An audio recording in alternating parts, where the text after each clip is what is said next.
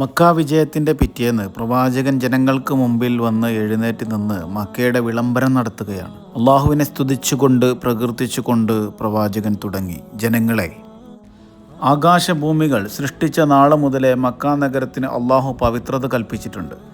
അന്ത്യനാൾ വരെ ആ പവിത്രത തുടരുന്നതുമാണ്. അള്ളാഹുവിലും അന്ത്യനാളിലും വിശ്വസിക്കുന്ന ഒരാൾക്കും അവിടെ വെച്ച് രക്തം ചിന്താനോ മരം മുറിക്കാനോ അനുവാദമില്ല. ആരെങ്കിലും പ്രവാചകൻ അവിടെ വെച്ച് യുദ്ധം ചെയ്തിട്ടുണ്ടല്ലോ എന്ന് പറഞ്ഞാൽ അവനോട് പറയുക, അള്ളാഹു അവൻ്റെ ദൂതന് അനുവദിച്ചതാണ്, നിങ്ങൾക്കത് അനുവദിച്ചിട്ടില്ല. എനിക്കാകട്ടെ പകലിലെ ഒരു സമയം മാത്രമാണ് അനുവദിച്ചത്. ഇന്നത് ഇന്നത്തെ പോലെ പവിത്രമാണ്. അതിനാൽ നിങ്ങളിൽ ഹാജറുള്ളവർ ഹാജറില്ലാത്തവർക്ക് ഈ സന്ദേശം കൈമാറണം എന്നാഹ്വാനം ചെയ്യുകയാണ്. ഈ സമയം മദീനക്കാരായിട്ടുള്ള അൻസാറുകൾക്ക് ചില ആശങ്കകളുണ്ടായി. പ്രവാചകൻ ജനിച്ചു വളർന്ന നാടാണ് മക്ക. ഒരുപാട് പീഡനങ്ങൾ ഏറ്റുവാങ്ങിയ അതേ മണ്ണിൽ വിജയിയായി തിരിച്ചെത്തിയിരിക്കുകയാണ്. പ്രവാചകൻ ഇനി ഇവിടെ താമസിക്കുമോ എന്ന് ചിന്തിക്കുമ്പോൾ പ്രവാചകൻ പറഞ്ഞു, അൻസാറുകളെ, നിങ്ങളുടെ ആശങ്കകൾ എനിക്കറിയാം. അള്ളാഹുവാണേ സത്യം, ജീവിതം നിങ്ങളോടൊപ്പമുള്ള ജീവിതം, മരണം നിങ്ങളോടൊപ്പമുള്ള മരണവുമാണ്. അതുകൊണ്ട് നിങ്ങൾ ആശങ്കപ്പെടരുത്, ഞാൻ മദീനയിലേക്ക് തിരിച്ചു വരും എന്ന് പ്രവാചകൻ അവിടെ പറയുകയാണ്. മക്കക്കാർക്ക് ഇനി ഇസ്ലാം സ്വീകരിക്കുകയല്ലാതെ മറ്റു മാർഗമില്ലാതായി. സഫാ കുന്നിൻ മുകളിലിരുന്ന് പ്രവാചകൻ അവരെ വിളിച്ച് അനുസരണ കരാർ വാങ്ങുകയാണ്. സ്ത്രീകളും അനുസരണ കരാർ ചെയ്തു.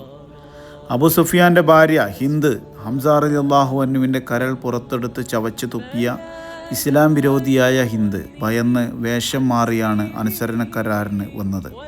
എന്നാലും പ്രവാചകൻ തിരിച്ചറിഞ്ഞു. അപ്പോൾ ഹിന്ദ് പറഞ്ഞു, പ്രവാചകരെ, കഴിഞ്ഞതെല്ലാം അങ്ങ് പുറത്ത് മാപ്പാക്കി തരണം, അള്ളാഹു അങ്ങേക്കും മാപ്പാക്കട്ടെ എന്ന് പ്രാർത്ഥിക്കുകയും ചെയ്തു. തുടർന്ന് പ്രവാചകരെ ധിക്കരിക്കരുത് എന്നടക്കമുള്ള ചില നിർദ്ദേശങ്ങൾ നൽകി.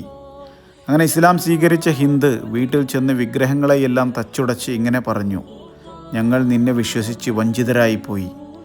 അങ്ങനെ 19 ദിവസം മക്കയിൽ തങ്ങിയ പ്രവാചകൻ ഇസ്ലാമിക ചിഹ്നങ്ങൾ നവീകരിക്കുകയും ജനങ്ങൾക്ക് ഇസ്ലാമിക ശിക്ഷണങ്ങൾ നൽകുകയും ചെയ്തു. ഖുസായി ഗോത്രക്കാരനായ അബൂ ഉസൈദിനോട് തേഞ്ഞുകൊണ്ടിരിക്കുന്ന ഹറമിൻ്റെ അതിരടയാളങ്ങൾ പുതുക്കാൻ കൽപ്പിച്ചു. ദൗത്യസംഘങ്ങളെ അയച്ച് മക്കൾക്ക് ചുറ്റുമുള്ള പ്രദേശങ്ങളിലെ മുഴുവൻ വിഗ്രഹങ്ങളെയും പ്രതിമകളെയും നശിപ്പിക്കാൻ പ്രവാചകൻ ഉത്തരവിട്ടു.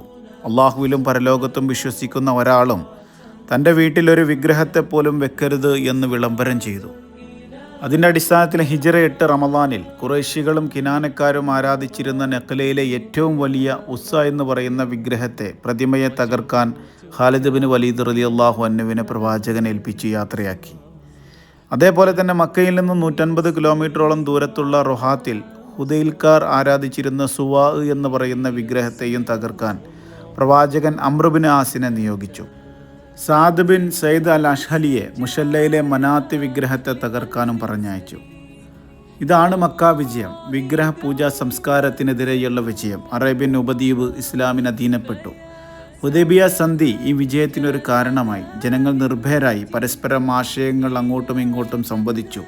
അങ്ങനെ ഇസ്ലാമിലേക്ക് ജനക്കൂട്ടം ഒഴുകിയെത്തി. ഈ വിജയത്തോടെ മുസ്ലിങ്ങൾക്ക് പൂർണ്ണ നേതൃത്വമുള്ള ഒരു ഘട്ടം തുടക്കമായി.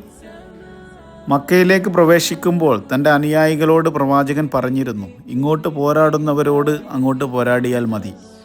അതൊരു കർശന നിർദ്ദേശമായിരുന്നു. പ്രവാചകൻ ചിലർക്ക് വധശിക്ഷ വിധിച്ചിരുന്നു. അവർ മാപ്പ് പറയുകയോ അതല്ല ഇസ്ലാം സ്വീകരിക്കുകയോ ചെയ്താൽ അവരെ വിട്ടേക്കണം, അല്ല എങ്കിൽ അവരെ കാബയുടെ മൂടുപടത്തിനടിയിലാണ് നിങ്ങൾ കാണുന്നതെങ്കിലും വധിക്കണം, മറ്റുള്ളവരെ ഒന്നും ചെയ്യരുത് എന്നൊരു ആഹ്വാനം കൂടി പ്രവാചകൻ നടത്തിയിരുന്നു.